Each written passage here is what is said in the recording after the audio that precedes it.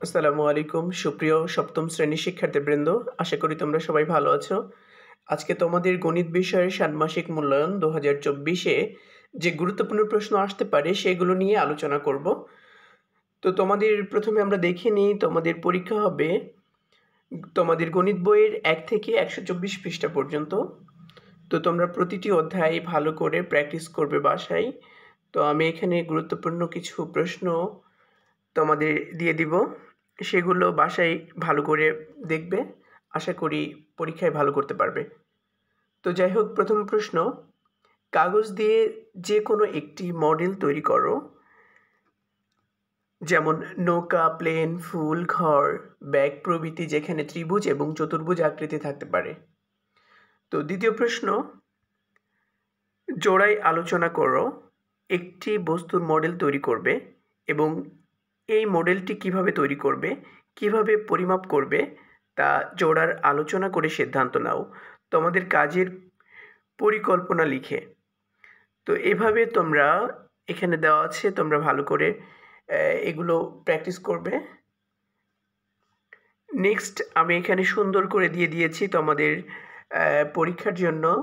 দেখো, শ্রেণীকক্ষের বিভিন্ন রং এর কাগজ কেটে বা রং কেটে পোস্টার পেপারের নিচে সূত্রগুলো থেকে লটারি প্রাপ্ত যে কোনো একটি সূত্রের জন্য মডেল তৈরি করো। অর্থাৎ এই সূত্রগুলো তোমাদের প্রমাণ করতে হতে পারে পরীক্ষায়, এই জন্য সূত্রগুলো আগে ভালো করে দেখে নাও। এখানে এ স্কোয়ার মাইনাস বি স্কোয়ারের সূত্র দেওয়া আছে, A plus B into A minus B. এখানে এ প্লাস বি হোল স্কোয়ারের সূত্র আছে A square plus B square plus 2ab। Number 3-তে আছে এ মাইনাস বি হোল স্কোয়ারের সূত্র সমান A square plus B square minus 2ab।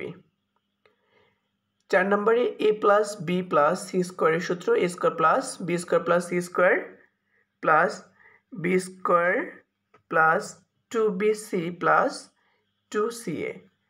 তোমরা এই সূত্রগুলো ভালো করে মনে রাখবে, এজন্য মুখস্থ করে ফেলবে। আর সূত্রগুলো প্রমাণ করার জন্য তোমাদের বইয়ে সুন্দরভাবে নির্দেশনা দেওয়া আছে, সেগুলো তোমরা চাইলে দেখে নিতে পারো।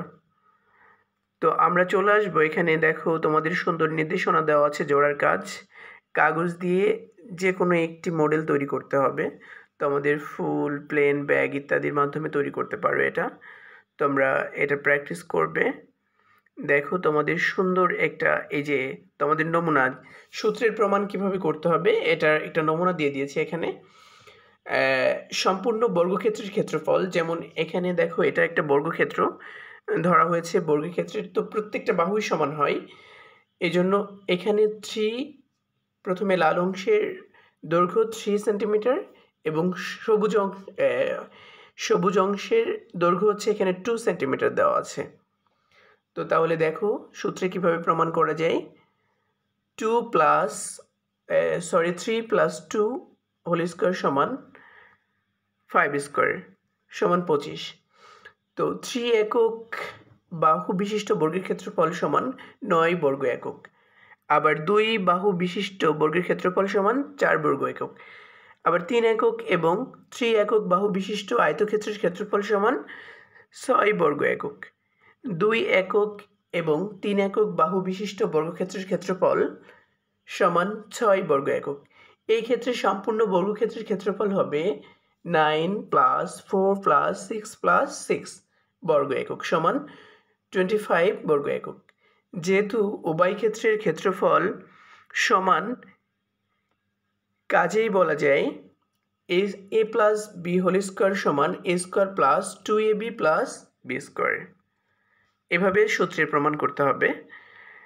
আমরা সুন্দর একটা অঙ্ক, তোমাদের খুবই পরীক্ষা আসার মতো ইম্পর্টেন্ট একটা প্রশ্ন। এটা বাগান তৈরির পরিকল্পনা, এটা তোমরা কিভাবে করবে। তো দেখো এখানে দেওয়া আছে, ধরো একটি বাগান, আয়তকার একটি বাগান, যেখানে সবজি এক অংশ হচ্ছে সবজি ক্ষেত, আর এক অংশে ফল গাছ। তো সবজি ক্ষেত্রের দৈর্ঘ্য হচ্ছে 6 সেন্টিমিটার আর প্রস্থ হচ্ছে 4 মিটার। আর ফল গাছের দৈর্ঘ্য হচ্ছে এখানে দেওয়া নেই, আর সেন্টিমিটার দেওয়া হচ্ছে 4 সেন্টিমিটার এবং দৈর্ঘ্য আছে 3 সেন্টিমিটার। যাই হোক, এই ক্ষেত্রে বাগানটির ক্ষেত্রফল কী হবে, কারণ বাগানের আমরা জানি আয়তাকার ক্ষেত্রের ক্ষেত্রফল সূত্র পড়েছি না আমরা, আয়তাকার ক্ষেত্রের ক্ষেত্রফল সমান দৈর্ঘ্য গুণ প্রস্থ। তো এই ক্ষেত্রে 4 × 6 + 3 বর্গমিটার সমান 4 × 36 বর্গমিটার। এই জন্য কর্তৃপক্ষ চায় সবজি বাগানটি দৈর্ঘ্য পরিবর্তন করতে, তাই বাগানটি দৈর্ঘ্য x দ্বারা পরিবর্তন করা হলো। দেখো কিভাবে x দ্বারা পরিবর্তন করা যায়। দেখো এখানে সবজি ক্ষেত 4x বর্গমিটার দেওয়া আছে আর ফল গাছ 12 বর্গমিটার। আচ্ছা, এক্ষেত্রে বাগানটির ক্ষেত্রফল হবে 4 × x + 3 বর্গমিটার সমান 4x + 12 বর্গমিটার। এখন প্রস্থ ঠিক রেখে ফল বাগানের দৈর্ঘ্য y দ্বারা পরিবর্তন করা হলো, ফলে সম্পূর্ণ বাগানের ক্ষেত্রফল কি পরিবর্তন লক্ষ্য করলে? আচ্ছা দেখো কি পরিবর্তন লক্ষ্য করলাম আমরা। তাহলে দেখো এখানে সবজি ক্ষেত্রে কিন্তু যে দৈর্ঘ্যটা ছিল সেটা কিন্তু এখন y দ্বারা পরিবর্তন করা হয়েছে, আর ফল গাছ মানে ফল গাছের আর সবজি গাছের দিয়ে xy লেখা হয়েছে, আর দৈর্ঘ্য কিন্তু সেমই আছে, অর্থাৎ তোমার প্রস্থ হচ্ছে 4 সেন্টিমিটার রয়েছে। এই ক্ষেত্রে বাগানটির ক্ষেত্রফল কি 4 × x + y বর্গমিটার। তাহলে এখানে বাগানের ক্ষেত্রফলকে বীজগণিতীয় রাশির মাধ্যমে প্রকাশ করা হলো। তাহলে কি এখানে কি হচ্ছে, এটাই হচ্ছে প্রমাণিত। তাহলে